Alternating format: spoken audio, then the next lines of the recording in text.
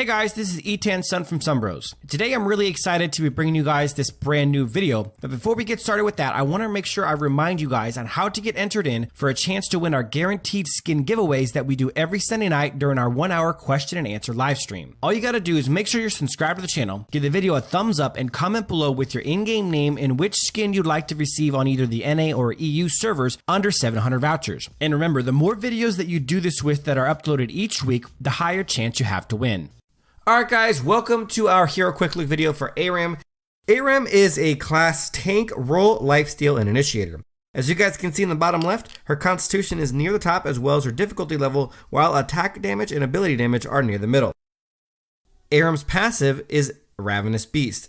Arum's spirits deal damage based on the target's maximum HP, as well as healing herself based on her maximum HP whenever they hit an enemy. If the beast hit a minion, then Arum is healed for a lesser amount. Arum's first ability is Lion Tamer. Arum unleashes a roar that deals magic damage and summons a spirit beast. While beasts are active, using the skill again, damaging enemy will reduce the cooldown by 50%. Arum can summon up to 3 beasts, and the number of beasts determines the power of her second ability, Uncaged. Arum's second ability is Uncaged. Arum consumes all her spirit beasts to spawn a lion that charges at the target area, dealing magical damage. Arum gains a short speed boost after casting. The lion charges ahead the same number of times as the number of beasts consumed. The effects are as follows. First charge reduces enemy movement speed by 50% for 1 second. Second charge reduces enemy movement speed by 90% for 1 second. And third charge stuns the enemy for 1 second. Arum's ultimate is Snare. Arum summons her 3 spirit beasts immediately and binds herself to the target hero for 2.5 seconds. While active, both Arum and the enemy hero are immobilized, and damage taken by either one will be replicated on the other. The spell cannot be interrupted, and Arum cannot attack or use abilities while it is active. Alright guys, now we're going to be talking about the pros and cons of Arum. We're going to be starting with the pros, which are her strengths, things you're going to want to focus on if you're playing as her, and things you're going to want to avoid if you're playing against her. Arum's first pro is that she's hard to get near, and that's interesting because of people playing other tanks, other close range heroes like warriors and assassins and whatnot. Arum has a lot of natural AoE around her at most times because of her first ability, Lion Tamer. She can have up to 3 of her lions kind of circling her, and they do the damage from her passive, which is a pretty good amount it's 3% of the target's maximum HP, and it's just 3 of them. They can get hit over and over again, as well as the AP scaling portion of it. So getting in, and not to mention she also lifesteals from that, so getting in near her is a pretty difficult thing to do because she's going to be doing a lot of damage to you. She can be doing a lot of healing to herself, as well as obviously she has that potential to use her ultimate, which is very low range, but it can be very devastating for the person that she hits with it. So it's pretty interesting, factor to her is warriors and tanks and assassins will struggle getting too close to her in a similar fashion to how they will against Omen if he ults them and the way she can ult them, or of course just because of the fact that she can do a pretty solid amount of AoE damage to everyone who's standing in that vicinity around her. Her second pro is going to be her long-range AoE. Now, this is interesting because it's not like game-breaking, game-changing range, but it is pretty darn good for a tank.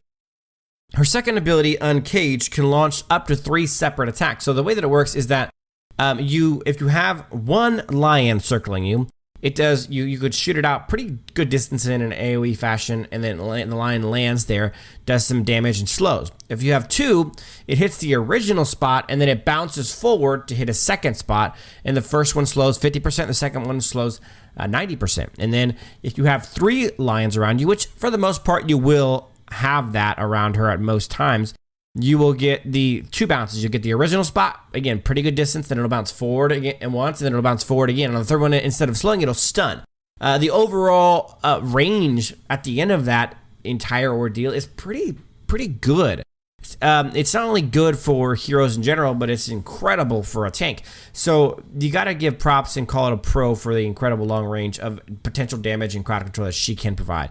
And last but certainly not least on her pros is her incredible lockdown ult. She essentially has a similar ult to Omen, in which she'd lock somebody down. The difference is that she can't attack. She's locked down, the enemy's locked down, They're both pretty much right next to each other. Now her lions all get procced when she hits her ultimate. So the lions will all be hitting this target for 2.5 seconds. 3% max HP each time. So they'll do a decent amount of damage.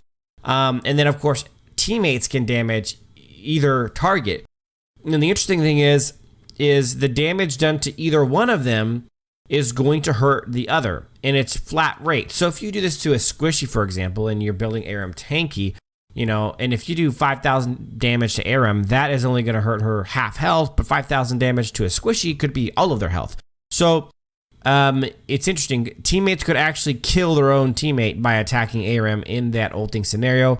And on the flip side, if Arum is built tanky, then her teammates can knock down the other target without fear of killing her. So the ultimate is interesting. It's game-changing, but it very, very, very much requires assistance from teammates. So that is the pros for Arum. Now we're going to be moving on to the cons, which are her weaknesses. Things you're going to want to avoid if you're playing as her. Things you're going to want to look to take advantage of or expose if you're playing against her. Arum's first con is she has incredibly low mobility. She has no dashes, nothing like that of any kind. The only thing she does have is she gains a short bit of speed boost after casting her second ability Encaged. It's nothing substantial. The fact of the matter is that Arum's mobility is a massive issue. She's very slow moving. She has very little in that scenario at all, which is really important for a tank. Her second con is that she's very susceptible to crowd control and kiting. That kind of lends itself also to part of this first con, which is the low mobility portion. So the low mobility extends itself into the second con in that it makes her more susceptible to crowd control and kiting because she doesn't really have a way to break the mobility with a dash or any abilities that break any sort of crowd control. So the crowd control kiting portion of that is a big time con to Arum for her to really get super involved into a fight if she's getting crowd controlled or slowed a lot. And the third and final con, and this is going to be like a two-part con. Number one is that she has a really high skill cap. She can be useful, but she has to be played in a very particular fashion, and it isn't necessarily easy to use. Her second ability is very slow to cast. It's easy to dodge, so it's hard to time properly. The additional part of that, in my opinion, is that she doesn't really have a solidly set role. She's not really a main tank because she doesn't possess good peeling abilities. She can kind of engage with her ultimate, but it's very low range. She needs to be able to get into the fight, and she doesn't have a way to get into the fight reliably because her movement speed and mobility is so low. Additionally, she's, if you build her too much damage, she won't be tanky enough, and you could build her all the way tank, but again, she can't properly peel or properly engage to start a fight, so she's kind of in an odd position where she doesn't have a real dedicated role. I'm not saying that she's not a good hero and she can't be useful. I'm just saying that she's not really a dedicated this or that, which to me in a team comp situation can prove to be troublesome. So guys, that is it for this one. I hope you guys enjoyed it. Make sure that you guys stay tuned tomorrow for the how to build video. Guys, that is it for this one. I hope you guys enjoyed it. Make sure that you guys stay tuned tomorrow for the how to build video. I'm going to be working on that one a lot tonight, but I hope you guys enjoy the content. And as always, till next time.